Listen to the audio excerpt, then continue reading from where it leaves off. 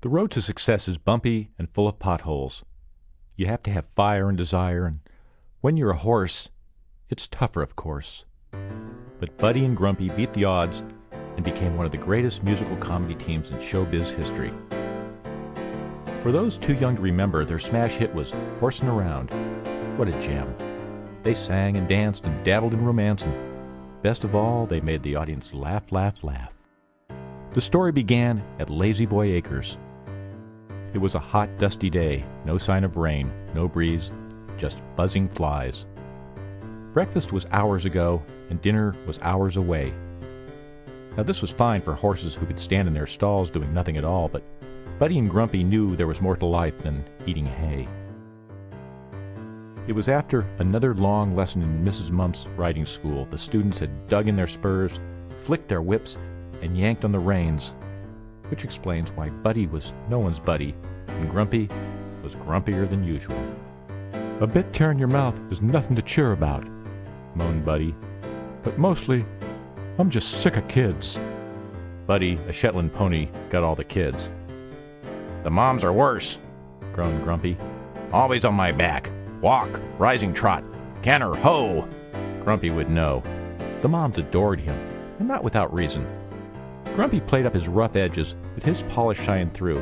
He wore an English saddle, never Western, no cowboy he.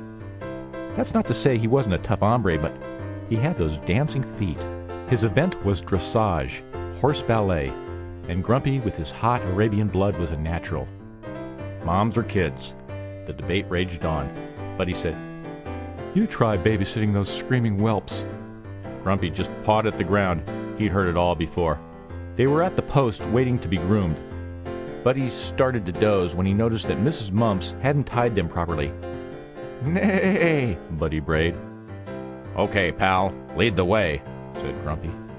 Without further ado, they bolted out the gate, dodged the cement truck, and followed the center line of the road. Yee-haw! When they reached the edge of town, Buddy broke out a cigar and offered one to Grumpy. Grumpy passed. What he had in mind was a hot cup of coffee. Real fancy, steamed and frothy, with 2 cubes. Only one problem. They were broke. Buddy found a newspaper and Grumpy scanned the classifieds. "Listen to this.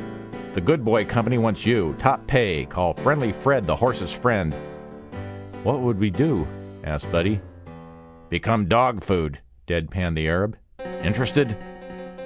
Maybe things hadn't been so bad at the Lazy Boy. At night, Buddy would croon sentimental love songs in his deep, rich tenor, and Grumpy would shuffle along with his sublime soft shoe. Then, billing themselves as hoof and mouth, they'd do comedy sketches. They'd be sorely missed in the bar, no doubt. They were at the mall mulling things over. The more they thought, the gloomier they got.